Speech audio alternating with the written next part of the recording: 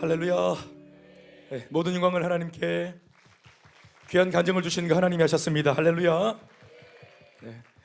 자, 우리 인사하시겠습니다. 잘 되고 있습니다. 예배는 축복입니다.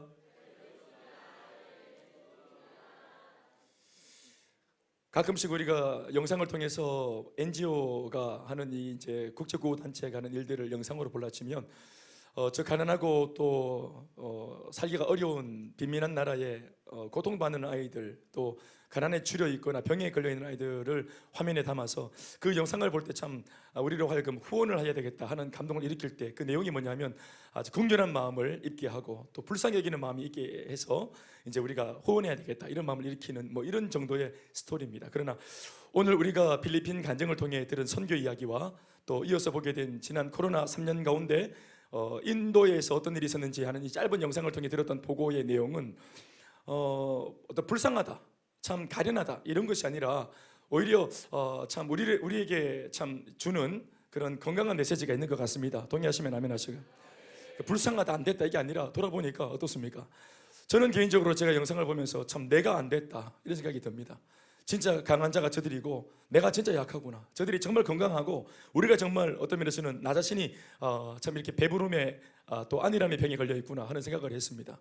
그래서 누가 진짜 빈민자인가, 누가 더 하나님 앞에서 가난한 자인가 하는 것을 깨닫게 해주는, 참 부끄럽게 해주는 그런 메시지인 것 같습니다. 그러니까 삶이라는 것이 이런 겁니다. 우리의 삶이 주님으로 인해서 충만하면 거기에서 빛이 나는 것입니다. 그가 입고 있는 옷이나 또 걸치고 있는 어떤 뭐 옷이나 이런 어떤 뭐 배경이 아니라 그 사람 속에 내면에 깃든 그 복음의 광채가 그 사람을 빛나게 만들어준다는 사실을 새삼 깨닫게 되는 영상인 것 같습니다. 침묵하고 있었던 인도의 침묵이라 생각했는데 우리 유재민 선교사님께서 모두가 침묵하는 코로나 중에 열심히 복음을 전하고 일꾼을 세워서 뚜껑을 딱 열어 제치니까 20명 정도의 코로나 전 성도가 200명, 250명에 가까운 이렇게 성도로 이렇게 참 부흥하는, 그리고 그 내용도 들여다보니까 그냥 썬데이 크리스찬이 아니라 이렇게 복음을 위해서 기꺼이 핍박받기로 이 시대에 결정하는 젊은이들을 우리가 교회에서 만나게 되었습니다. 이런 인재들을 교회가 make disciple, 교회가 만들어낸 것입니다. 뼛속까지도 스트롱 힌두라 그러는데 뼛속까지도 스트롱 힌두, 대대로 힌두였던 이 사람들, 그 거짓된 종교 속에 고통받고 있던 이 친구들이 복음을 전해 듣고 영접을 하고 지속적으로 양육과 훈련을 통해 우리가 함께 지금 받고 있는 그대로 똑같은 양육 훈련을 통해서 이런 변화를 일으켰다면 오늘 더 좋은 환경 속에 있는 우리들이 양육을 받지 못할 이유가 없는 줄 믿습니다. 그러니까 저렇게 변화되어지니 저 변화가 이렇게 떨어져 있는 우리 한국 사람들 마음에도 신금을 울리는 것처럼 말이죠. 다른 사람에게 영향력을 미치는 삶이란 바로 이런 것에서 나오는 것입니다. 아멘, 아멘. 예, 돈을 많이 벌고 또 높은 자리에 올라가서 화려하게 이거 자체가 나쁘다는 게 아니라 그것만이 뭔가 대안인 것처럼 말하는 세상 사람들의 기준을 보기 좋게 뒤집어주는 그런 참 역전의 스토리가 이게 아닌가 싶어서 참 너무너무 신납니다.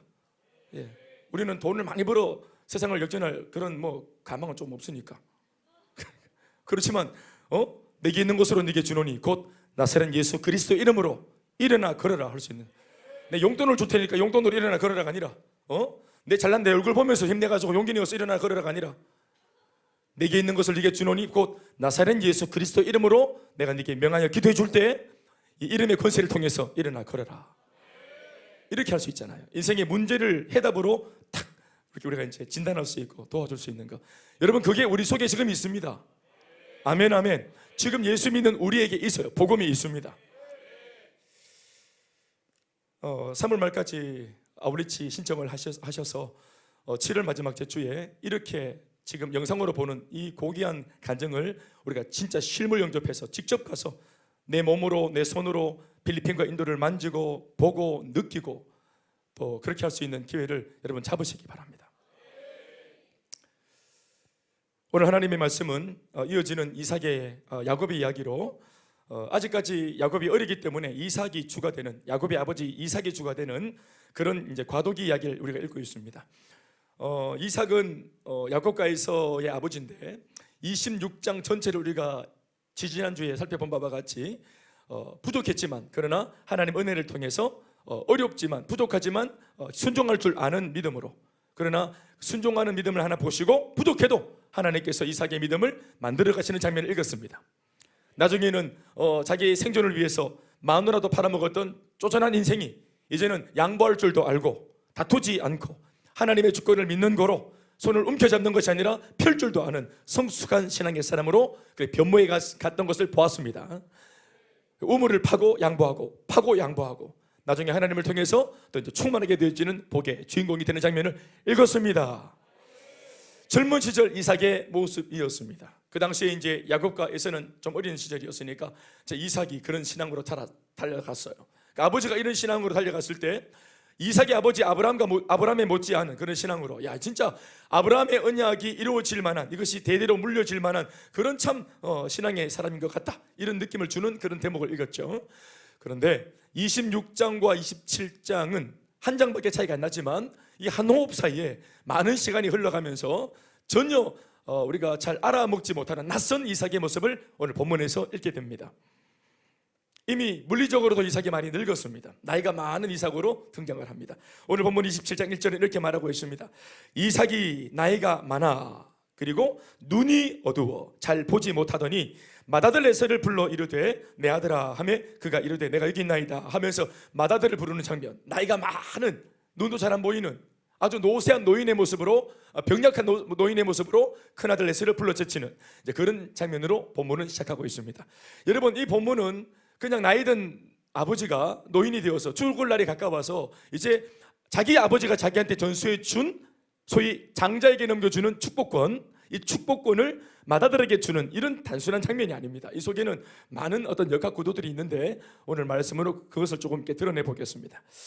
여러분, 아버지가 죽을 날이 가까워서 아들에게 요원을 남기고, 특별히 이 집은 아브라함의 집안이니까 하나님이 아브라함에게 주신 약속이 있었죠. 소위 아브라함의 언약. 그게 뭐냐 하면은, 아브라함아, 네가 지금은 자식이 없지만 네가 나이가 늙었을지라도, 불가능할지라도 내가 은혜를 통해서, 은혜라는 측면에서 네게 자식을 주겠다. 자손 정도가 아니라 자손들을 주겠다. 밤하늘의 별처럼 헤아릴 수 없고 저 바닷가의 모래알처럼 헤아릴 수 없는 엄청난 자손의 복을 내가 네게 주겠다. 네 가문에게 주겠다. 그리고 그들이 살 수 있는 땅을 내가 그들에게 기업으로 주겠다. 그러니까 아브라함 언약의 키워드가 두 가지인데, 하나는 자손, 하나는 땅입니다. 자손은 많은데 땅이 없으면 저주겠죠. 살 데가 없으면. 또 땅은 넓은데 살 자손이 없으면 저주입니다. 그런데 자손도 있고, 그리고 그들이 살 수 있는 그런 자기 소유의 땅도 있고, 그러니까 하나님이 자손과 땅의 복을 주겠다. 아브라함의 언약입니다. 할렐루야. 물론 신약적인 의미에서 이 자손과 땅은 영적으로 해석을 해야 됩니다. 자손은, 첫 번째 자손의 의미는 예수 그리스도. 내가 네 허리에서 자손이 나게 하겠다 하는 말은 네 허리에서 세상을 구원할 메시아가 나게 할 것이다, 이런 뜻입니다. 그리고 예수님을 통해서 허다한 많은 무리가 예수를 믿게 되어지니까 영적으로 네 자손이 된다는 이런 뜻입니다. 영적인 자손. 그러니까 예수를 믿는 우리들이 영적으로는 누구의 자손입니까? 아브라함의 자손입니다. 이해되시죠? 그러면 아브라함한테 했던 수천 년 전 그 약속이 우리한테 와서 이루어졌습니까? 안 이루어졌습니까? 이루어졌죠? 아멘, 아멘. 그것입니다. 예수를 통해서 허다한 많은 무리들이 예수 믿고 하나님 백성이 될 것이다. 너는 이것의 첫 번째 믿음의 조상이 될 거다, 이런 뜻이겠죠. 그리고 땅은 뭡니까? 바로 하나님 나라를 의미하는데, 하나님을 믿는, 예수를 믿는 사람 한 사람이 바로 하나님의 나라입니다. 하나님의 나라의 의미는 여기 있다 저기 있다 하는 물리적인 의미가 아니라 통치의 의미입니다. 좀 어려운 말인데 통치의 의미다. 예수를 믿지 않는 우리 성진이가 자연인일 때는 자기가 자기를 통치했습니다. 마귀가 통치했습니다. 정력이 통치했습니다. 욕심이 통치했습니다. 그러니까 하나님 나라가 아니었죠. 그런데 하나님 나라, 예수를 믿고 하나님의 사람이 되면서 이제 이 아들은 하나님의 말씀이 통치하는 아들이 되었습니다. 그러니까 하나님이 통치하게 된 그 사람이 바로 하나님의 나라입니다. 하나님 나라는 물리적인 것이 아니라 통치의 의미입니다. 그러니까 자손이 땅이고 땅이 자손입니다. 아멘, 아멘. 나는 하나님의 백성이며 곧 하나님의 나라입니다. 너는 택한 족속이요 왕같은 제사장이요 거룩한 나라요. 내가 하나님의 자손이고 내가 하나님의 나라요 하나님의 땅입니다. 믿습니까? 그러니까 아브라함의 언약이 계속해서 대를 이어가야 되는데 대번에 어디서 지금 브레이크가 딱 걸렸냐면은 바로 그 다음 때 이삭에게 가서 브레이크가 딱 걸리는 장면이 오늘 27장 이 사건입니다. 겉으로 볼 때는 이삭도 자기 아버지가 자기한테 했듯이 이 축복권을 아들한테 넘겨주는 것처럼 보이는 장면입니다. 너무 자연스러운 장면이에요. 모든 집집마다 모든 가정마다 흔히 볼 수 있는 아버지가 죽기 전에 유언으로 축복해주는 장면으로 보입니다. 그러나 여기에 엄청난 함정이 있습니다. 어떤 면에서는 이삭이 신앙으로 지금 접근하는 모습이 아님에도 불구하고 하나님의 눈도 속이고 자기도 기만하고 그리고 많은 사람들의 눈을 속여먹는 짓을 지금 하고 있는 장면입니다. 이삭은 자기 아들에게 축복을 넘겨주는 이 일에 있어서 몇 가지 중요한 실수를 저지릅니다. 첫 번째는 축복을 전수하는 시기입니다. 축복을 전수하는 시기가 어떻습니까? 하나님으로부터 어떤 감동을 받았다거나 하나님으로부터 어떤 사인을 받았다거나 기도하다가 응답을 받았다거나 이런 것이 아닙니다. 내가 이 축복을 전해줘야 되겠다, 넘겨줘야 되겠다 하는 이걸 깨달았고 결정했던 시기가 언제였냐면 바로 자기 연민이 충만했던 시기입니다. 다시 한번 본문을 보시겠습니까? 1절 2절입니다. 시작. 이삭이 나이가 많아. 대본에 나왔습니다. 그냥 나이가 많아지니까 서글퍼진 겁니다. 자, 우리 어르신들 여기 나이가 많으신 분도 계시는데 나이가 많다고 다 서글픈 건 아닙니다. 네? 나이가 연세가 있으셔도 85세의 갈렙처럼 그 마음에 신앙이 젊고 열정이 젊으면 젊을 수 있다 이 말. 아멘 아멘. 더 나이가 있기 때문에 더 그 여유가 있고 또 옛날처럼 젊을 때처럼 실수하지 않을 수 있고 더 안정되게 하나님을 믿을 수 있는 그런 안정과 배짱이 있을 수 있는 그런 환경입니다. 아멘 아멘. 정상적으로 보자면 자그마치 또 아브라함의 아들 이삭 아닙니까? 그런데 이삭은 아들을 불러 축복을 줘야 되겠다 느낀 그 시점이 내가 나이가 많았다는 것이 서글펐습니다. 또 게다가 눈이 어두워서 잘 보이지도 않습니다. 2절 말씀 보시면 이삭이 이르되 하면서 이삭이 했던 말을 들어보시면 내가 이제 늙어 어느 날 죽을지 알지 못하니. 여러분 나이 들고 늙었다고 다 죽지 않습니다. 나이가 들었다는 것 때문에 얘는 죽겠다고 생각을 합니다. 눈이 안 보이니까 눈이 안 보이는구나 이게 아니라 죽겠다, 나 이러다가 죽겠다 이런 생각을 하는 겁니다. 이게 뭡니까? 이게 전문 용어로 따라합시다. 자기 연민. 이게 자기 연민이에요. 자기를 불쌍히 여기는 마음입니다. 신앙의 사람은 자기 연민이 아니라 하나님의 영광이죠. 하나님의 영광을 중심으로 놓고 사는 거죠. 아멘 아멘. 그런데 축복을 전수해 줘야 되겠다, 기도해 줘야 되겠다 하는 시기가 언제냐면은 나이가 많고 눈이 안 보이고 죽겠다 싶어서 한 겁니다. 그래서 이것이 실수라는 것입니다. 두 번째 이삭이 지금 기만하고 있는 두 번째 실수가 뭡니까? 속임수가 뭡니까? 그것은 축복을 전수하는 방법입니다. 시기도 문제였지만 방법도 문제입니다. 방법의 이 문제점은 뭐냐 하면 다른 것이 아니라 자기 만족입니다. 축복을 전수하는 방법이 영적으로 접근하는 것이 아니라 지극히 인간적으로 접근하는 이런 흔적들을 본문은 기록하고 있습니다. 놓치지 않고. 그 말씀이 어디에 있습니까? 저 뒤에 나오죠. 4절 말씀에 내가 즐기는 별미를 만들어. 3절과 4절에 보시면 연결되죠. 그런즉 에서야 네가 네 기구 곧 화살통과 활을 가지고 데려가서 나를 위해 사냥해서 내가 즐기는 별미를 만들어 달라. 네가 만들어주는 별미를 내가 실컷 먹고 내 배부르고 막 트름을 하면서 내 그때 막 만족 가운데 막 그냥 배가 막 불러서 막 그냥 막 그렇게 막 기분 좋은 가운데 그때 내가 마음껏 축복하겠다 하면서 이런 식으로 하나님의 기업을 넘겨주는 방법을 채택합니다. 이걸 다시 말하면 자기 만족. 축복을 전하는 시기는 자기 연민. 축복을 전수하는 방법은 자기 만족. 여러분 하나님의 영광입니다. 그 방법이 하나님의 영광을 위하는 방법이어야 되고 이것이 영적인 행위이기 때문에 영적인 동기로 이 일을 해야 되는 것입니다. 그러나 이삭은 이것을 기만합니다. 세 번째 이삭의 축복하는 기도의 실수가 뭐냐 하면 대상입니다. 축복을 전수하는 대상. 자기가 주고자 하는 이 축복의 대상이 누구냐 중요한데 고민도 없이 이삭은 대번에 그 축복의 대상을 누구로 삼습니까? 에서로 삼습니다. 말씀 보시면 뭐라고 말합니까? 1절에 보시면 맏아들 에서를 불러 이르되 이렇게 말하고 있죠. 여러분 아버지가 족장으로서 영적인 지도자인데 고대 시대에는 영적인 지도자입니다. 특별히 아브라함의 집안은. 그러면 하나님이 자기에게 주신 감동으로 이것을 자기 아이들 자손들한테 이야기하려 치면 있는 식구들을 다 불러야 마땅합니다. 비근한 예로 야곱이 49장, 창세기 49장에서 죽기 직전에 하나님이 주신 감동으로 자손들에게 축복을 할 때 12아들 전체를 다 불러냅니다. 전 가족들 다 불러서 한 사람 한 사람에게 그에 걸맞는 진심 어린 마음으로 축복을 힘을 다해서 해주는 것을 볼 수 있죠. 할렐루야.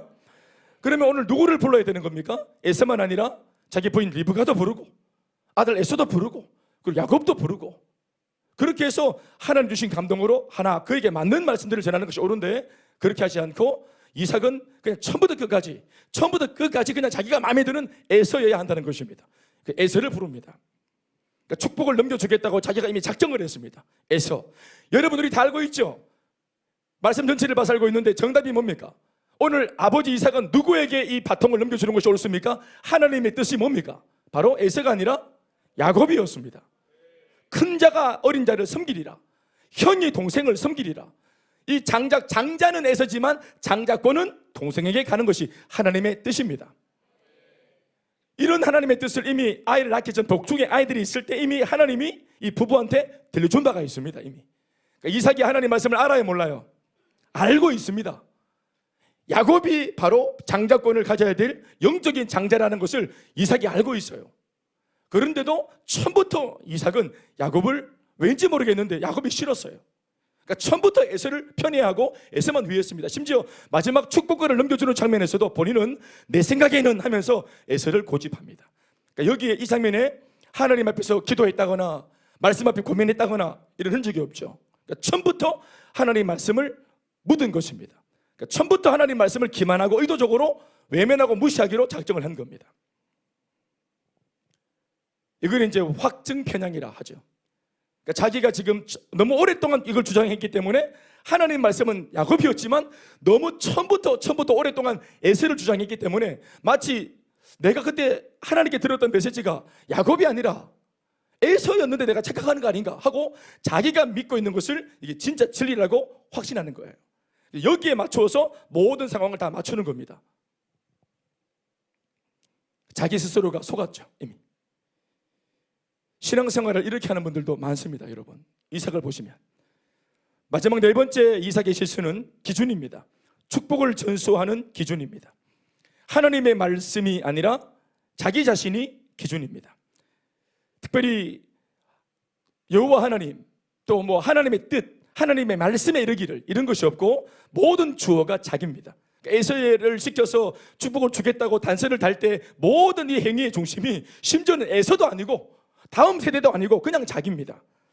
특별히 3절과 4절 말씀을 보시면 5차례 정도에 걸쳐서 자기를 주장하는 이야기가 나옵니다. 끊임없이 내가 합니다. 3절 보십시오. 나를 위하여 사냥하여 나를 위해서. 4절 보시면 내가 즐기는 별미, 또 내게로 가져와서 내가 죽기 전에 내 마음껏. 그러니까 모든 중심에 자기가 있습니다. 하나님을 위하여, 하나님 말씀이 이러하시니 하나님 가라사대, 이런 것이 아니라 나를 위하여 내가 주인이 되어지고 내가 주인공이 되어지고 이러면서 내가 만족하고 내가 좋기 위해서 오늘 이 행위를 한다고 말하는 것입니다. 여러분, 세리더의 사역이 자기가 좋은 사역이 되면 안 되는 줄 믿습니다. 하나님의 영광이 되어지는 사역이 되어야 될 줄 믿습니다. 하나님을 옳게 하여 높여드리면, 위하여 살면 그 결과물로 우리가 좋아지는 것이에요. 애초부터 내가 좋기 위해 사역하는 것이 아니라 사역의 본질의 목적은 주님을 높이는 것입니다. 그러면 결과물로 나도 좋아지는 것이에요. 좋은 것은 때로는 악할 수도 있지만 옳은 것은 항상 좋고 늘 선합니다. 인생의 기준은 좋은 것으로 사는 것이 아닙니다. 이따금씩 여러분, 죄를 지을 때 죄를 짓고 싶지 않은데도 사명감으로 죄를 짓는 사람이 있습니까? 죄가 좋기 때문에 짓는 겁니다. 죄에도 낙이 있기 때문에. 그래서 우리가 뭐 밤늦게 같이 뭐 내 욕심을 추구하고 막 사는 동안 연락 없이 자기는 좋아서 뭐 3차 4차 막 그렇게 새벽까지 불나방처럼 돌아다니는데 집에 있는 식구들은 다 마음이 아프잖아요. 속이 상하잖아요. 분명히 나는 좋아서 한 건데 식구들은 아파요. 그러면 이것은 모두가 좋은 것입니까? 아니죠. 그러나 모든 식구들이 손에 손잡고 다 같이 와서 예배드리는 이런 예배행위는 어떻습니까? 이것이 옳기 때문에 모든 가족들이 오픈해서 함께 할 수 있는 것입니다.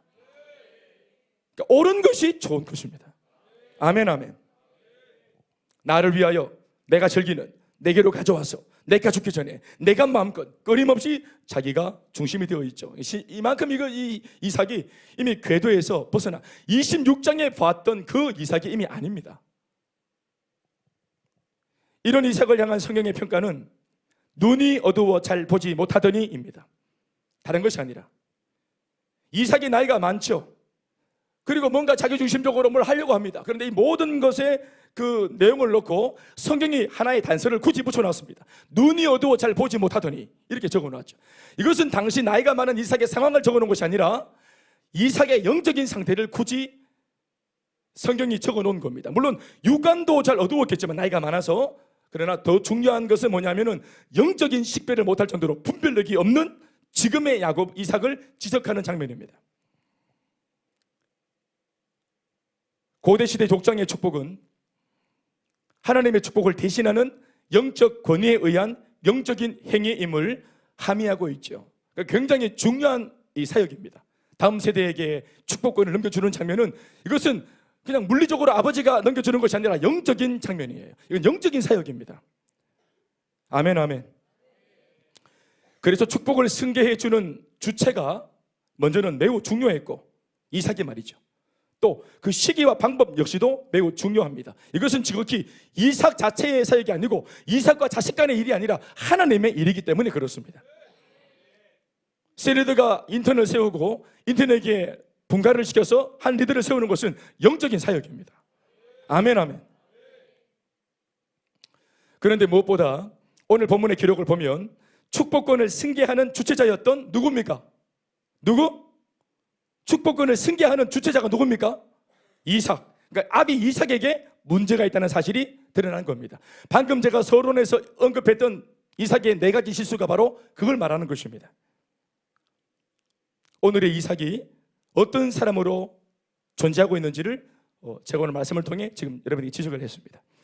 그러니까 축복권을 넘겨주는 이 사람 자체가 지금 이미 문제입니다.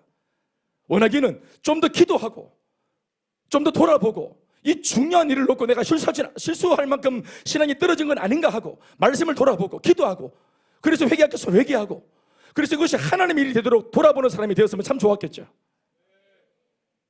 심지어 문제가 있는 것은 아비 이삭만 아니었습니다.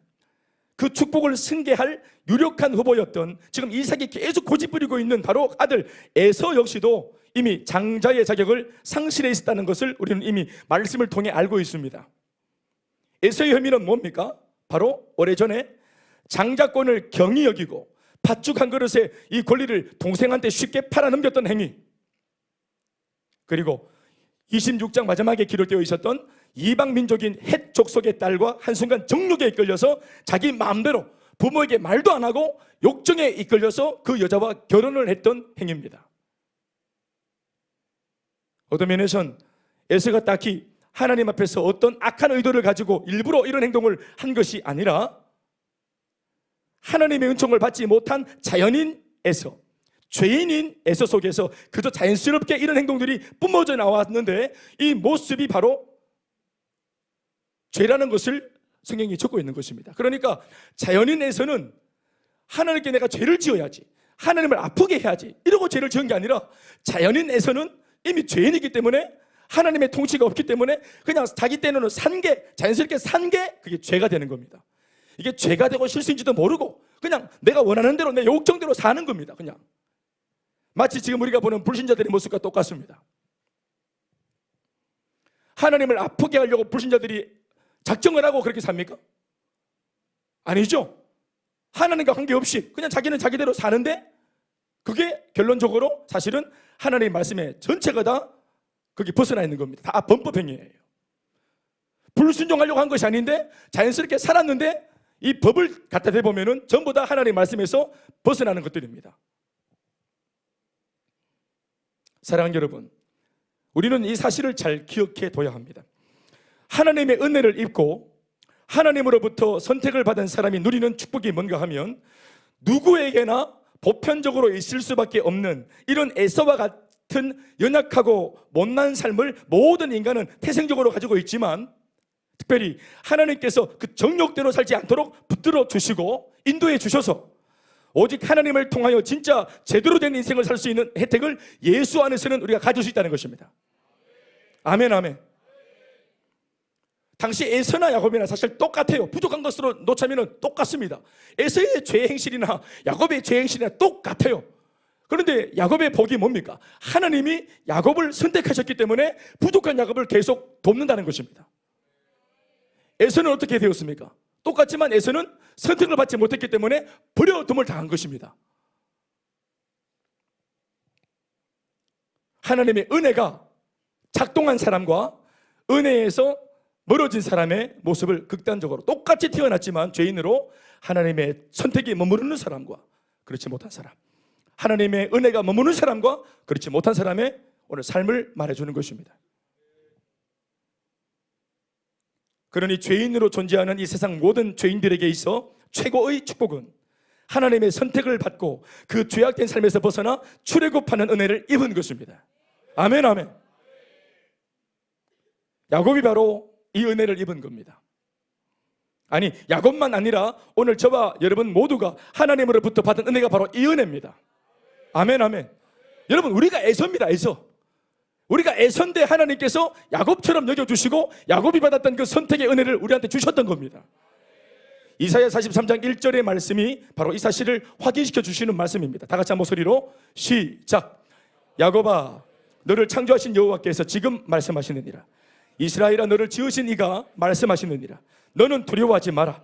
내가 너를 구속하였고, 따라합시다. 내가 너를 구속하였고 내가 너를 지명하여 불렀나니 너는 내 것이라. 아멘, 아멘. 하나님이 구속했고 하나님이 지명해서 나를 택했기 때문에 부족한 삶으로 출발했지만 우리는 하나님 은혜 속에서 보호받고 지도받고 만들어져 갈 수 있는 겁니다. 아멘, 아멘. 다시 말씀드리지만 에서가 위에서 언급한 바와 같은 그런 악한 행동을 먼저 했기 때문에, 실수를 했기 때문에 동생 야곱에게서 결과론적으로 밀려난 것이 아닙니다. 이걸 착각하면 안 됩니다. 그가 실수하고 잘못 살았기 때문에 이놈 봐라 하고 장자권을 하나님께서 뒤늦게 뺏은 것이 아니에요. 처음부터 에서가 이미 하나님의 택함을 받지 못했기 때문에 이런 좋지 못한 기질이 하나님 앞에서 다루어지지 못했고 하나님 앞에서 은혜를 입지 못했기 때문에 버려둠을 당한 결과로 이런 죄악된 모습이 여과 없이 나이가 들었음에도 성장이 안 되고 드러나는 것입니다. 이해되십니까? 나이가 들었다고 철드는 것이 아니에요, 여러분. 이런 면에서 인간적으로 보자면 에서는 불쌍한 사람이죠. 이것 때문에 불행한 사람입니다.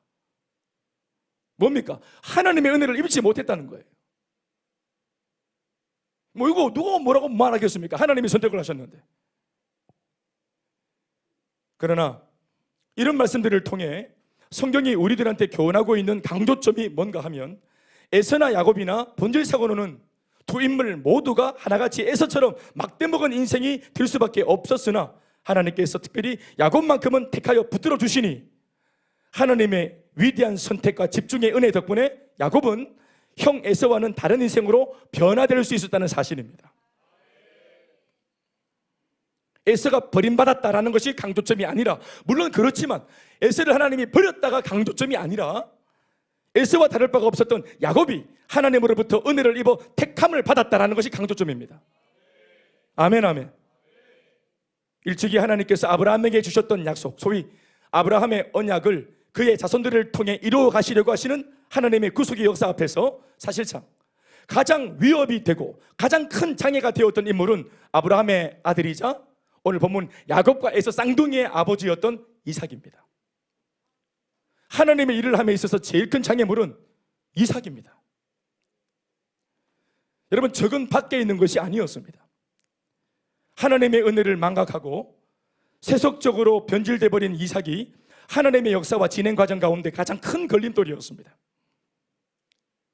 하나님의 사람이라면서도 은혜 받은 성도라고 하면서도 하나님의 말씀에 순종할 마음이 없고 자신의 생각과 아집으로 단단히 마음을 봉쇄하고 있는, 말씀을 들을 여지를 드리지 않고 애초부터 순종할 마음이 없고 내 자신의 계획을 꺾을 마음이 아예 애초부터 없었던, 마음을 단단히 걸어 잠그고 봉쇄해버린 이런 영적 무지의 인물만큼 하나님의 마음을 아프게 하는 사람이 또 없습니다. 오늘 본문의 이삭을 보십시오. 사실 그는 겉으로 드러난 엄청난 규모의 행위로, 어떤 죄의 행위로 잘못을 저지르는 것은 아니었습니다. 막 교회에 불을 지르고 목사님 설교 못하게 막 창고에 감금하고 뭐 이런 짓을 한 것은 아니에요. 자신이 나이가 들어 서글퍼지자, 그럴 수 있죠. 안 그러면 좋겠지만 나이가 들어 서글플 수 있습니다. 수능 치고 서글플 수 있습니다. 대학 졸업하고 서글플 수 있습니다. 막상 결혼식 끝나고 서글플 수 있습니다.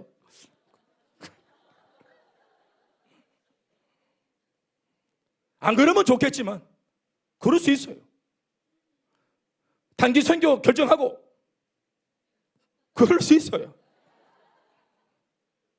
화려한 결정 뒤에 계속해서 빵빠레가 올려야 되고 레드카펫을 걸어야 되는데, 비포장 도로를 걷는 것 같은 느낌이 들 때, 이럴 때 막 무너지죠. 네, 무너집니다.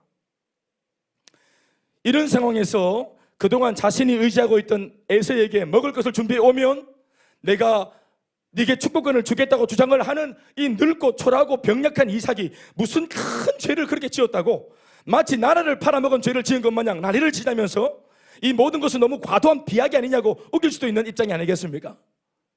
뭔 큰 죄를 졌어요, 이삭이.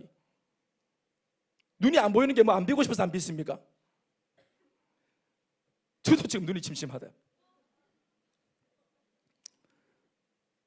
그러나 문제는 그 단순해 보이는 이삭의 결정이 말입니다. 자그마치 하나님의 뜻을 막아서고 있고 하나님의 역사가 야곱에게로 흘러가는 것을 차단시키고 있음이 문제였던 것입니다.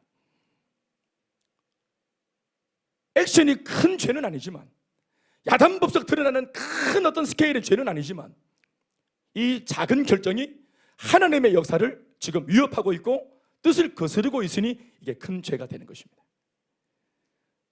겉으로 야단스럽게 이렇게 문제보다 더 크고 무섭게 문제를 야기시키고 있는 이삭을 우리는 본문 속에서 조용히 보고 있습니다.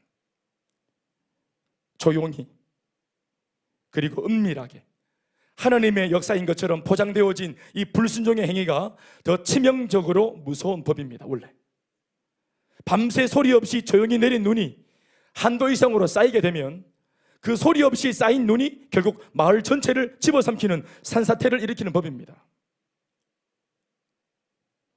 또 눈에 띄게 드러난 죄가 아니기 때문에, 이게 은밀하게 지금 일어나고 있기 때문에 중간에 누구도 도울 수가 없고, 그리고 이삭이 하려고 하는 이 일을 눈치 못 채게 하고 있기 때문에 이걸 막을 수가 없는 거예요.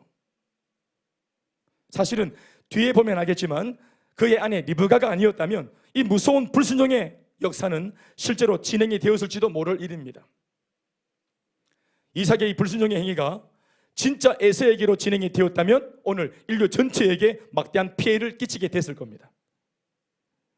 그러나 그럼에도 불구하고 하나님께서 한번 결정하신 선택은 이삭의 무지와 이삭의 불순종에 의해 쉽사리 꺾이지 않는다는 것이 은혜 중의 은혜입니다. 하나님의 언약은 사람의 장난질로 결단코 꺾이지 않습니다. 꺾이지도 않을 뿐더러 멈추게 할 수도 없고 돌아서게 할 수도 없습니다. 오늘 이것이 우리에게 복음입니다. 내가 실수할 때마다 하나님이 대신만 꺾이면 되겠습니까? 나는 부족해도 하나님은 부족하지 않습니다. 나는 엉망진창이라도 주님은 견고하십니다. 꺾이지 않는 주님의 약속의 말씀, 우리의 부족에도 불구하고 하나님은 하나님의 일을 당차게 진행하십니다.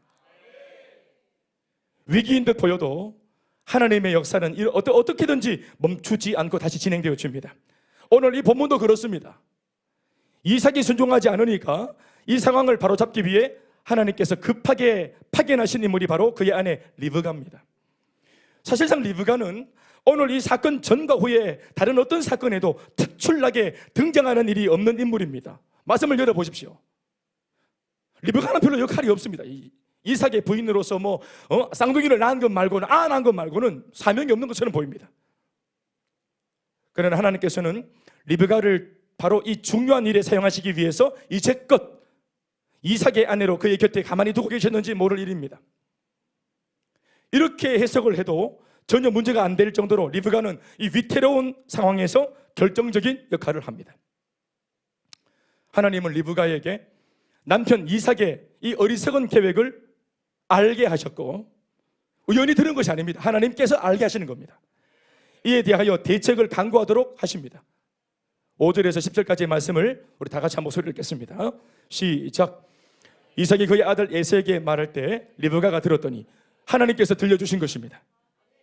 에서가 사냥하여 오려고 들로 나가매 계속 리브가가 그의 아들 야곱에게 말하여 이르되 네 아버지가 네 형 에서에게 말씀하시는 것을 내가 들으니 이르시기를 나를 위하여 사냥하여 가져다가 별미를 만들어 내가 먹게 하여 죽기 전에 여호와 앞에서 네게 축복하게 하라 하셨으니 그런즉 내 아들아 내 말을 따라 내가 네게 명하는 대로 염소떼에 가서 거기서 좋은 염소 새끼 2마리를 내게로 가져오면 엄마가 그것으로 네 아버지를 위해서 아버지가 즐기시는 별미를, 여러분 누가 이 남편이 제일 좋아하는 페이버릿 푸드 누가 제일 잘합니까?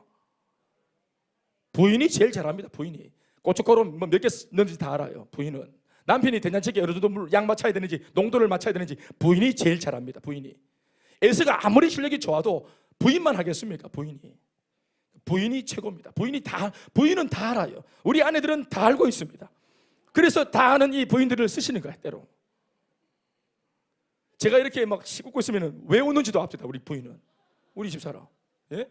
어떤 상황을 딱 만났을 때 내가 이렇게 혼자 생각하고 있으면 어떤 생각을 하고 있는지 바로 알더라고. 근데 깜짝 놀랐어.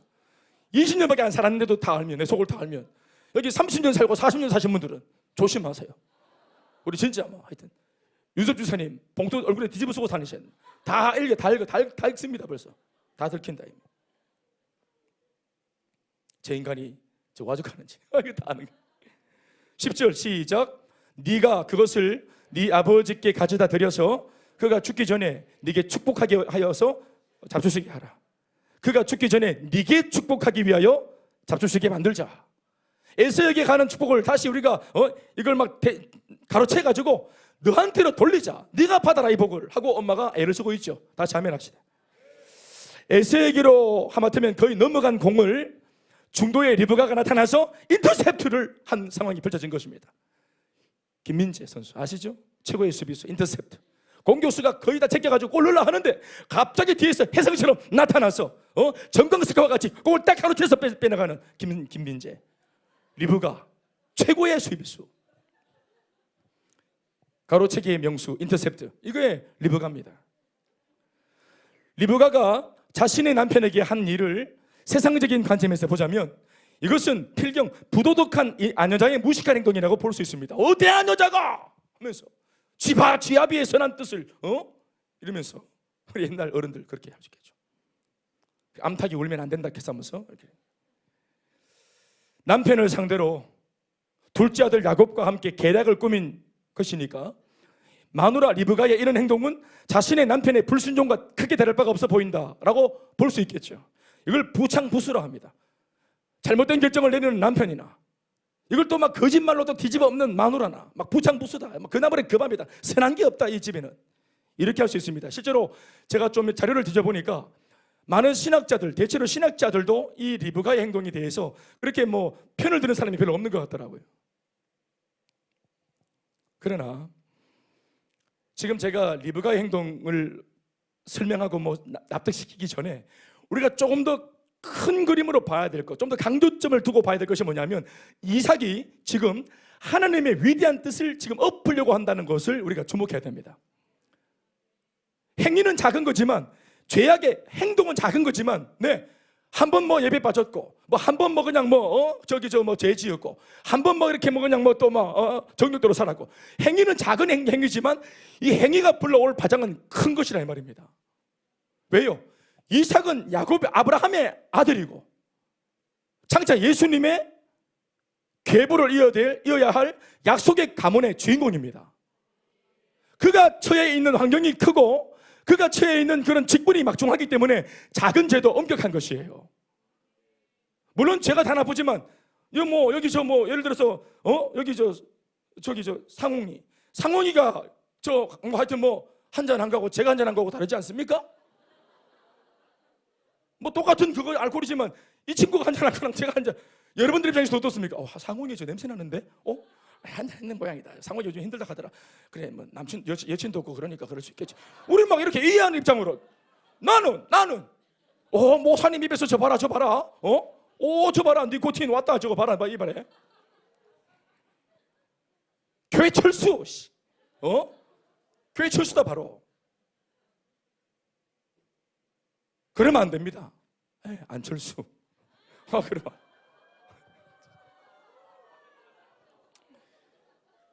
왜 이삭은 작은 행위 그 축복권 접는 큰아들한테 기도 좀 해줬는데 기도 좀 하려고 하는데 이걸 그렇게 막아내노? 작아 보입니까? 다시 말하지만 그가 지금 가지고 있는 은혜가 크죠. 지난날 받아왔던 은혜가 크고 간증이 크잖아요. 하나님을 통해서 만들어왔던 이야기가 지금 아름답게 이게 결과론까지 가야 됩니다. 예수 믿고 출발해서 결승점까지 가야 됩니다. 어떤 은혜를 받았는데, 어떤 복을 받았는데, 어떤 간증을 쓰고 왔는데, 아멘. 근데 여기에서 자기가 가진 은혜에 비해서 이것쯤이야 하고 넘어질 때, 여기에서 우리가 어제도 금요일도 말했지만 여기에다가 우리가 똥 한 방울, 금요일 날은 똥이랑 그러고 배설물을 했는데 오늘 나쁜데. 자, 여기 똥 한 드럼을 부어야 이게 오염되는 겁니까? 똥 한 방울만 떨어져도 묻겠습니까? 여기 2컵의 똥을 붓든 한 방울의 똥이 떨어지든 똥물입니다. 아닙니까? 실습 한번 해볼까? 한 방울이니까 하면서 아니죠. 그만큼 하나님의 기대가 크고 그만큼 하나님께서 주신 은혜가 크기 때문에 본인의 기준이 엄격한 겁니다. 아멘. 저희 교회가 붙드는 2002년 세계 비전은 큰 비전입니다. 그것을 평신도들과 함께 이루겠다는 이런 저 자신의 목회의 철학은 큰 철학이에요. 아멘. 그래서 비전이 큰 만큼 시련이 큰 것입니다. 비전이 큰 만큼 마귀의 유혹이 센 겁니다. 그러니 왜 이렇게 시련이 크노 하고 시련을 보지 말고 시련이 올 만큼의 우리가 인물값을 한다 생각을 해서 비전을 붙들어 나가면 반드시 믿음으로 승리합니다. 큰 비전, 큰 시련이 올 때 큰 비전을 놓치지 말고 오히려 큰 비전을 잡았기 때문에 꿈이 크기 때문에 믿음을 강화시켜 큰 믿음 붙들면 큰 시련 이깁니다. 그리고 평상시보다 더한 기도가 필요합니다. 왜요? 비전이 크기 때문이죠. 그래서 더 많이 기도해야 됩니다. 그래서 시련이 크기 때문에 더 큰 비전을 이루기 위해서 성도들과 저 자신의 헌신이 커야 합니다. 아멘. 비전이 크다면 각오를 해야 돼요. 꿈이 있다면 각오를 해야 됩니다. 기꺼이 수고할 각오를 해야 됩니다. 서울대 가겠다면 각오를 해야 됩니다. 친구들 만나고 휴대폰 부수고 게임은 이제 막 하지 않기로 이렇게 더 공부하기로 책을 더 보기로. 꿈은 큰데 나 자신의 변화가 없으면 그건 개꿈입니다. 지난날 우리 교회는 꿈이 컸죠. 비전이 컸죠. 그래서 선교를 가보거나 외부에 가보면 우리 안에서는 당연하게 느껴지는 것들, 이 모든 것들, 예배행위마저도, 이 2시간이 넘는 예배행위마저도 평신도들에게 권위를 위임해서 이렇게 셀가족 모임을 한다면서 목회적인 권위를 위임한 것마저도 모르는 사람들이 밖에서 볼 때는 위험하게 짝이 없는 행동입니다. 이게 위험하게 짝이 없는 목회입니다. 굉장히 불안정한 목회예요. 그래서 일찍이 저한테 말했던 분들이 계십니다. 김 목사, 무슨 목회를 평신도 하고 하노? 무슨 목회를 평신도 하냐고. 평신도들은 잘 달래가지고 교회 안에서 봉사 잘하게 만들고 헌금하게 만들면 되는 거다. 실제로 제 위에 선배가 저한테 한 말입니다. 이게 목회하면서 가르쳐 준다고 했던 말입니다. 저는 그것을 믿지 않습니다. 그리고 지난 13년 동안 12년 동안 제가 목회를 평신도 해보니 그 말은 거짓말입니다. 그 말은 그분이 잘못 이해한 것입니다. 하나님께서 오늘 우리를 통해 역사하십니다. 우리 통해 역사하십니다. 생명그는 인도의 저 청년들, 성도들 아닙니까? 아멘. 저렇게 눈부신 성도가 될 수 있습니다.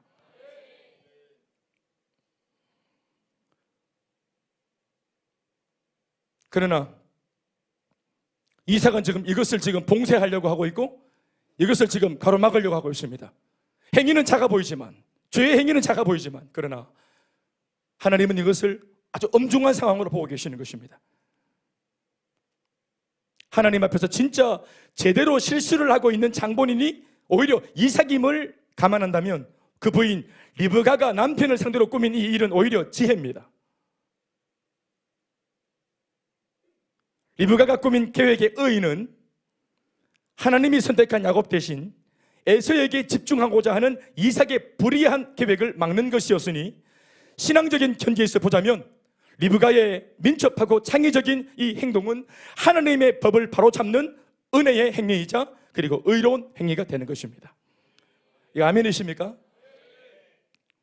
로마서 9장을 통해 리브가의 행위에 대한 바울의 견해를 보면, 김대현 목사 같은 사람, 저 같은 사람이야 이런 말을 해도 우리가 여러분들이 시동치 않게 읽을 수 있으니까, 권위가 있는 이런 바울을 통해서 바울이 하는 해석을 들어보면 여러분들이 이해가 될 겁니다. 로마서 9장 10절에서 13절 말씀을 통해 이 장면을 해석하는 바울의 견해를 보십시오. 시작.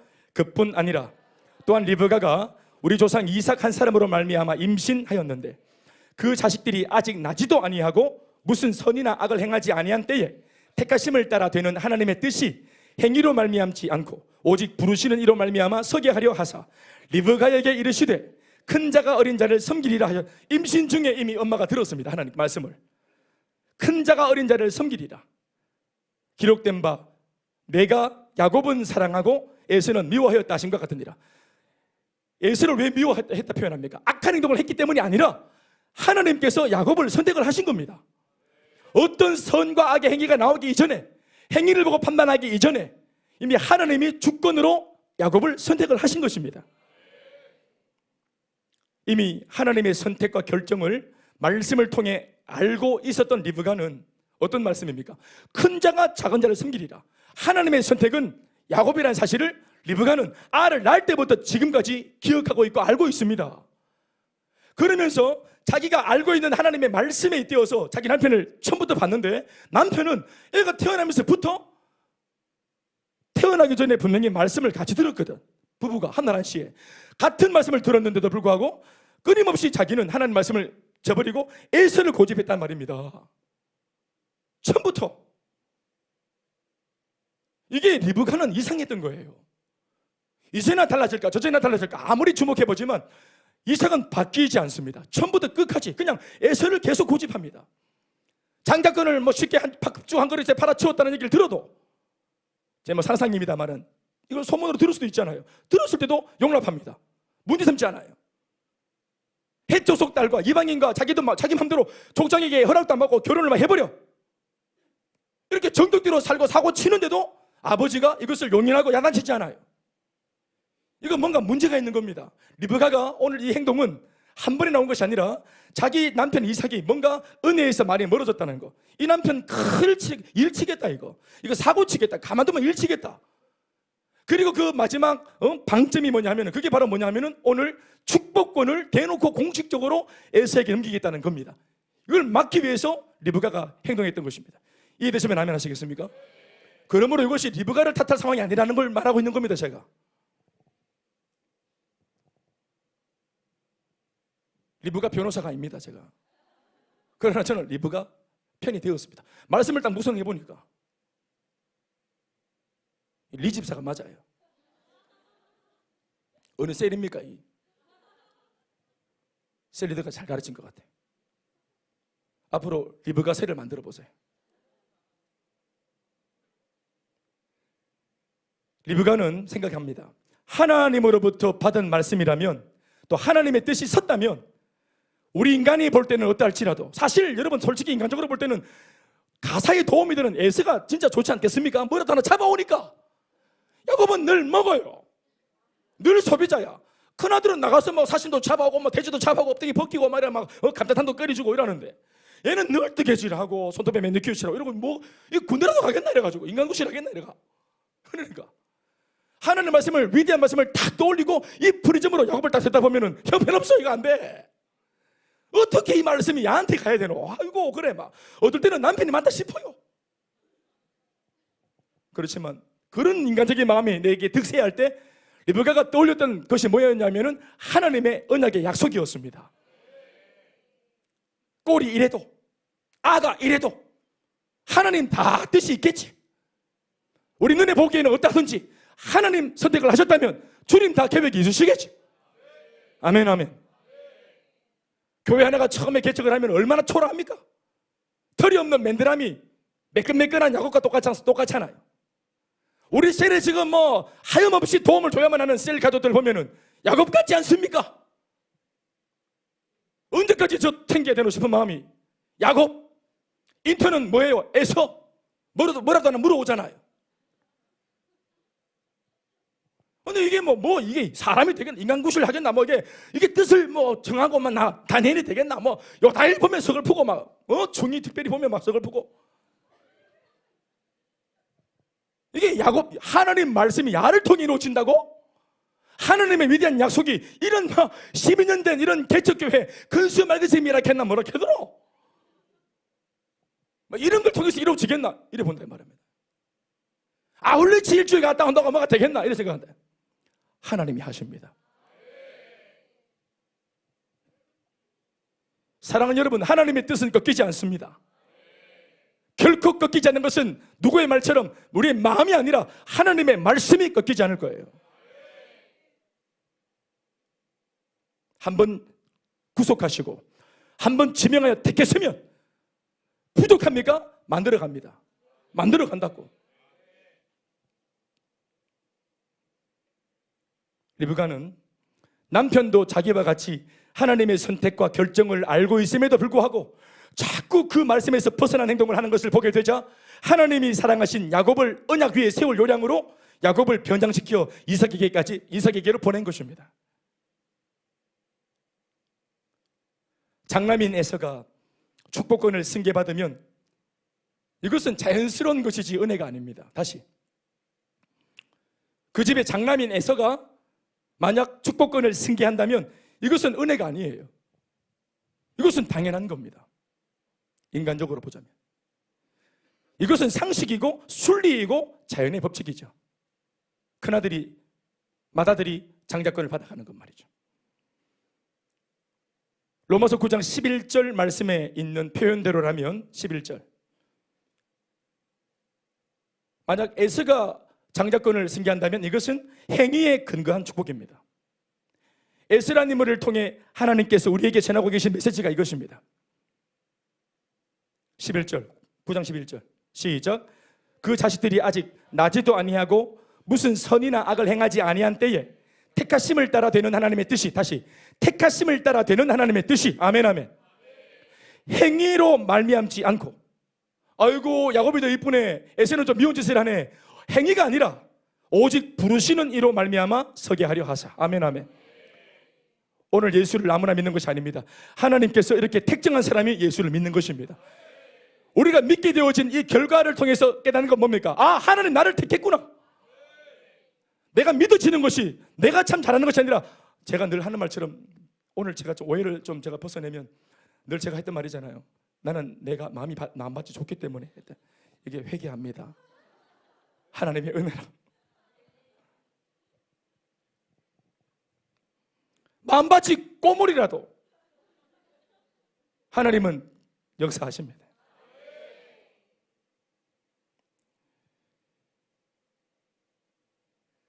그러니까 이렇게 에서가 장자기 때문에 자연스럽게 승계가 일어나면 아까도 말했지만 이것은 은혜가 아니란 말입니다. 하나님의 은혜로, 예수 믿는 사람의 삶은 하나님의 은혜로 가는 삶이라는 것을 알려주기 위해, 아멘 아멘, 이 두 인물을 드러내놓고 계속 이야기가 이어지고 있는 것이에요. 또 설명합니다. 만약 에서가 축복권을 받았다면 에서는 존재론적으로 장남일 뿐만 아니라 힘도 좋고 사냥에도 능하며 인간적으로 매우 매력적인 인물입니다. 그래서 누가 봐도 얘가 받을 것 같다, 얘가 최고다 하는 거예요. 그런 평가를 받는 거죠. 그런 인물이기 때문에 당연히 축복권을 받을 만한 인물이라 여기겠지만 하나님이 보시는 기준은 이런 타이틀이 아니었습니다. 하나님의 기준은 세상의 기준과 아예 처음부터 끝까지 모든 부분에 있어 다릅니다. 에서의 그 잘남은 오히려 매우 위험한 쥐레의 난관과 뇌관과 같이 오히려 치명적으로 위험한 요소입니다. 너무 잘났다는 것은 하나님 없이도 살 수 있다, 내 힘으로 살 수 있다, 너무 잘났으니까 에서는. 그리고 가만히 있어도 장자권은 내가 맞았기 때문에 절로 온다, 저절로 오는 거다, 나는 이미 보장받은 인생이다, 이런 식으로 접근하는 이런 모양은 거기에 맞춰 하나님께서 어거지기로 그 사람을 쫓아서 은혜를 줘야 되는 이런 어떤 하나님께서 에사한테 빚졌습니까? 축복을 주시는 주관자는 하나님이십니다. 하나님께서 선택을 하시는 겁니다. 그러나 모든 것을 뛰어넘는 하나님의 선택에 의하여 야곱이 축복의 주인공으로 결정되었다면 이것은 은혜에 의한 축복이 되는 것입니다. 그렇죠. 에서는 자격을 다 갖춘 것처럼 보이지만 상대적으로 야곱은 어떤 것을 봐도 출생부터 이미 존재론적으로 둘째고 차자고, 그리고 행동 거지를 봐도 전혀 축복권을 이어갈 만한 그런 장자로 채택을 받을 만한 그런 선한 것이 없어요. 그런데 그런 자격에서 미달되어 있는 것처럼 되는 것처럼 보이는 야곱을 하나님께서 선택하고 나가는 이 아들을 통해서 역사하시는 이 이야기가 바로 은혜에 의한 이야기가 되는 겁니다. 야곱은 존재론적으로 이미 승계의 대상이 아닌 차자고 모든 부분에서 매력이 없어 누구도 이런 야곱이 에서보다 앞서서 선택을 받을 수 있다고 믿을 만한 요소가 그에게는 하나도 없는 인물이죠. 그러나 그래서 하나님께서는 이런 야곱을 굳이 택하셔서 오늘의 독자인 우리들에게 하나님의 은혜가 무엇이고 하나님의 은혜가 어떤 것인지를 보여주시는 것입니다. 그래서 우리임에도 상관없다고 말씀하시면서 야곱 같은 우리를 선택하신 것입니다. 하나님의 선택은 상식과 순리와 자연법칙보다 더 위에 있는 상위법으로서 하나님이 결정하시면 그 결정에 의해서 새로운 질서가 만들어지는 것이에요. 질서를 따르는 하나님이 아니라 하나님이 질서를 움직이시는 것입니다. 병자가 낫는 거, 이게 여러분 자연스럽습니까? 순리입니까? 병자는 아파야 돼요. 아프다가 죽었고 망해야 돼요. 그런데 예수님은 이 병자를 나사줘 버립니다. 순리를 역행했죠? 자연법칙을 역행했죠? 병마가 이 사람을 살리지 못하도록 병마를 물리쳤죠? 하나님께서 새로운 질서를 만들어 놓은 것이에요. 죄인이 용서받아 회복되었죠. 할렐루야. 죄인은 징벌을 받아야죠. 그게 자연스럽고 논리고 합당한 것입니다만은 예수님은 용서해 버리셨습니다. 새로운 질서를 만들어 주신 것입니다. 창기가 회복되어 가정으로 돌아가고 개되지만도 못하다고 취급했던 이방인들에게도 복음이 선포되어 구원의 길이 열리게 되었습니다. 할렐루야. 새로운 질서가 만들어져요. 복음 안에. 아멘 아멘. 금수저로 태어나야 되고 또 부모의 후광을 봐야 되고 부모의 경제력이 뒷받침되어져야 되고 날 때부터 똑똑한 머리여야 되고 이런 것 저런 것 다 갖추어져야 된다고 하는 조건을 바라보는 세상의 기준과 다른 이 이야기가 우리한테는 복음입니다. 저는 개인적으로 이게 너무 좋아. 나는 어쩌면 그래서 예수 믿는지 모르겠어요. 세상 기준으로 말하면 나는 아무것도 못해. 뭐를 자랑할 게 있어요? 저는 여러분들은 모르겠지만 저는 진짜 없거든요. 저는 정말 우리 집안의 배경이 제 앞길을 막을 정도로 집안 내놓을 게 없고 누가 집 보자 그러면 제일 겁나고 누가 부모 만나자 그러면 제일 수치스럽고 눌리고 물론 제가 못나서 그랬지만 하나도 내세울 것이 없어. 인맥도 연출도 아무것도 없어요. 학연, 지연 아무것도 없고 그래서 예수를 처음 믿을 때 너무 간절했어요. 나는 하나님이 정말로 살아 계셨으면 좋겠고 하나님이 살아 계셔야 된다고 생각을 했어요. 이런 하나님은 나는 살아 계셨으면 좋겠다. 심하게 말하면 이게 거짓말이라도 나는 믿고 싶었어요. 그만큼 소망이 없었기 때문에.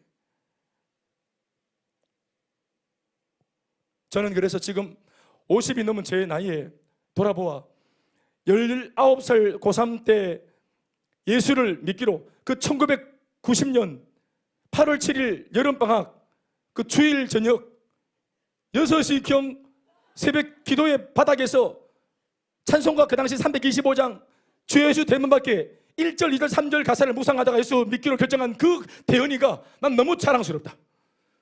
대현아, 니 정말 잘했다. 30년 전 너의 그 은혜 가운데 결정이 오늘 나를 만들었다. 우리 교회를 만들었다. 나는 그래서 지금 그 30년 전 그 대현이한테 저는 형님 보려 아이가. 대현아, 30살 동생 대현아, 니 정말 잘했다. 하나님 은혜를 주셨을 때 너 어떻게 그걸 알고 하나님 은혜 속에 네가 순종을 하고 주님을 붙들었노. 정말 잘했다. 70이 된 제 인생 앞에 김대현이가 있겠죠. 오늘 50인 제가 정말 믿음으로 잘 목회하고 잘 살아내어서 이후에 70이 되었을 때 23년도 저 자신에게 너 그때 참 잘했다 하는 이야기를 저 자신에게 할 수 있었으면 참 좋겠습니다. 예수 믿기로 참 잘했다. 하나님 말씀에 순종하기로 참 잘했다. 돌아보니까 찰나더라고요. 찰나. 불순종으로 배가 기우는데 리브가가 도울 때, 누군가가 도와줄 때 이걸 알아먹고 이삭처럼 전도를 안 빼고 돌이켜서 그 기회를 붙잡은 거, 이게 작은 찰나의 순간이거든. 근데 찰나의 잠시의 선택과 순간, 이것이 인생 전체를 바꾸기도 어떻게 하겠어요? 큰 물꼬를 바꾸는 겁니다.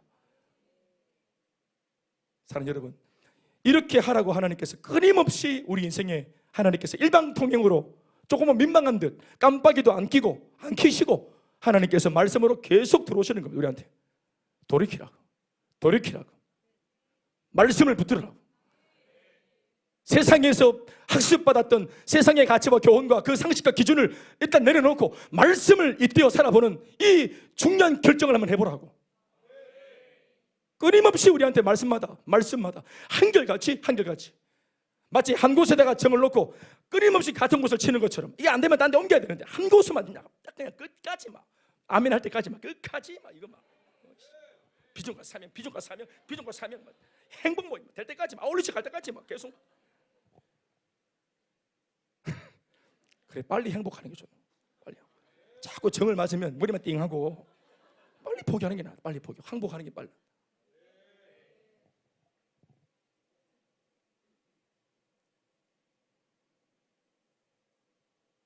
이런 간증을 왜 합니까? 지금 반복해서 지금 우리 뭐 필리핀 갔다 왔다고 막 자랑하는 겁니까? 아닙니다. 어떤 분들은 마음속으로 또 필리핀 간증이가 작작 좀 해라 이럴 수 있겠죠? 정을 치는 겁니다. 네가 마음을 열 때까지, 네가 신청할 때까지. 오늘 오예배 또 준비되어 있어요. 이번 주 금요일 날 뭐 큰 게 준비되어 있습니다. 이제 우리 하양숙 집사님 이런 분들도 뭐 우리 백원사님 이런 분들이 또 큰 거 준비되어 있습니다. 막 나는 나이가 많아 이제 이분들이 서가 이제 60대들이 서가지고 막 옵니다. 이제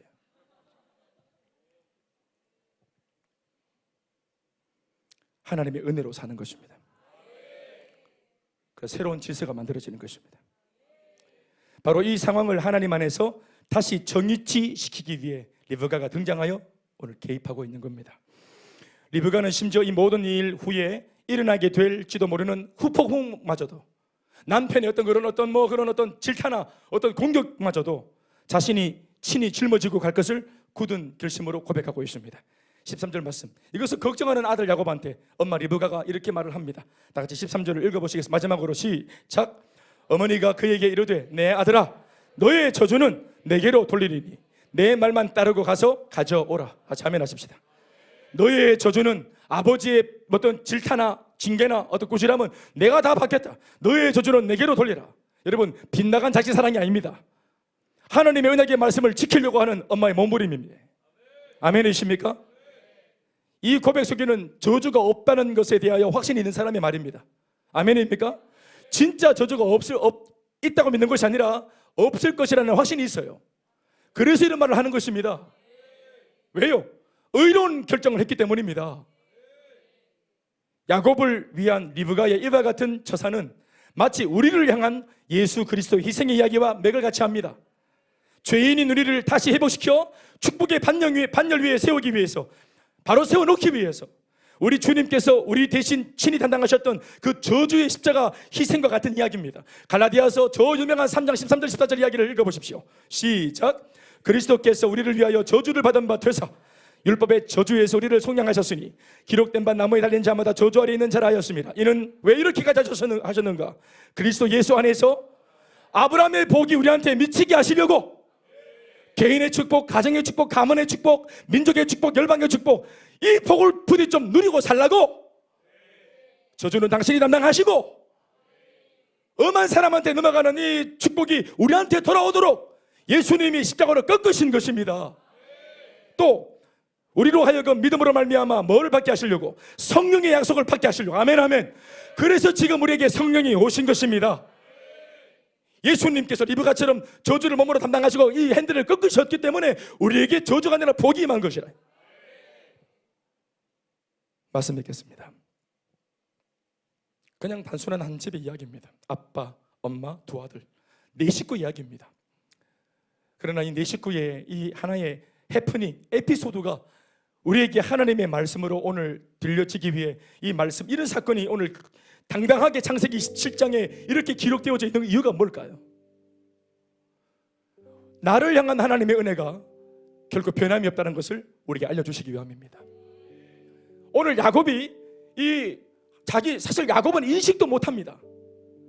자기가 어떤 존재인지도 몰라요, 사실은. 왜냐하면 부모들이 아직까지 이 시점만 해도 네가 어린 자지만 사실은 하나님께서 큰 자보다 어린 자를 택하셨다고, 네가 태어나기 전부터 하나님이 너를 선택해서 야곱아 네가 태어날 때 비록 발꿈치 잡고 태어나 아버지가 그냥 뭐 믿음 없이 야곱이라 이름을 함부로 지어버렸지만 네 진짜 정체성은 야곱이 아니야. 발꿈치 잡고 반칙 안 해도 야곱아 힘을 빼도 하나님은 털없는 너한테 복을 주시기로 하셨어. 인생 틀로 사는 거 아니야. 인생 사냥으로 사는 거 아니고 스펙으로 사는 거 아니야. 사슴 몇 마리 뭐 껍데기 벗겠다 이런 걸로 사는 거 아니야. 괜찮아. 조바심 내지 마. 이걸 엄마가, 아버지가 이 약속의 아들한테, 이 초신자 아닙니까? 초신자한테 네가 원래 어떤 사람인지를 알려줘야 돼. 행복문을 열어서 복음을 들려주고 예수 안에, 복음 안에, 하나님 은총 속에, 섭리 속에 네가 누군지를 말씀으로 알려줘야 되는 거예요. 그래서 지금 막 먹고 살기 위해, 생존하기 위해 막 반칙하고 죄 짓고 지 맘대로 살아가는 마치 집단한 둘째 아들 같은 이 아들에게 하나님 말씀을 전해줘서 인생 그렇게 사는 것이 아니라고 손에 이 은혜를 쥐어줘야 되는 거예요. 이렇게 거칠게 살면, 에서처럼 살면 남의 피를 흘리게 하고 자기도 피를 보고 상처를 주고 상처를 받고 고통 속에 인생을 살게 되는 겁니다. 그렇게 인생을 사는 것이 아니라는 것을 알려줘야 되는 거예요. 빡빡한 삶이지만 그 중에서도 하나님께 영광 돌릴 수 있고, 빡빡하고 여유 없는 삶이지만 그런 중에도 복음을 전하여 또 다른 사람을 얼마든지 근사하여 살릴 수 있고, 심지어 그런 중에도 내 삶의 일부를 떼어 일주일 정도 아울리치가 복음을 전하며 다만 끊는 사람도 살릴 수 있고, 다른 사람을 살리며 살 수 있다는 거예요. 이렇게 가치롭게 살 수 있는 새로운 질서가 네게 있다는 거를, 이거를 알려줘야 되는데 야곱은 그 말을 못 들은 거예요. 그러니까 말씀을 듣지 못하니까, 내 정체성을 말씀 안에 해석을 못하니까 욕심으로 살잖아요. 진짜 자기 이름이 야곱인 줄 알고 인생도 야곱처럼 살아버리잖아요. 저나 여러분들이나 다 야곱처럼 살지 않았습니까? 어금니 꽉 깨물고 두 주먹 불 던지고 소리 크게 내면서 이리 때처럼. 그러니 하나님 말씀이 들어오면 이게 양이 됩니다. 오른손 의지하고 살았던, 힘의 근원인 오른손을 의지하고 살았던 사람이 하나님 은혜를 경험하면 오른손 포기하고 왼손잡이로 삽니다. 그때 하나님께서 그의 오른손이 되어주사. 우리가 이 은혜, 야곱은 지금 자기가 어떤 걸 놓치고 있는지도 몰랐어요. 무엇을 뺏기고 살았는지도 몰랐어요. 인생을 속이는 자가 있다는 사실을 몰랐어요. 그런데 야곱은 인지도 못하는 가운데 있을 때 리브가, 이 말씀을 아는 엄마가 모든 것을 감당해 주잖아요. 그겁니다. 우리 위에 우리 주님께서 우리가 무엇을 놓치고 살고 있는지도 모르는 이 무지 속에 있을 때, 잃고 사는 것도, 도둑맞고 사는 것도 억울한데 뭐를 도둑맞고 살았는지도 모르는 이 무지 속에 있는 이 불행한 인생 속에 리브가와 같은 예수님을 보내시고, 앞서 선교사들을 보내시고 믿음의 사람들을 보내셔서 우리가 어떻게 사는 것이 가장 안정된 삶인지를 알려주고 있으니 이게 하나님의 은혜인 것입니다. 이 은혜를 붙들고 절대로 놓치지 않는 은혜로운 여러분들 다 되시기를 주의 이름으로 축원합니다. 박수하시겠습니다. 주님 감사합니다.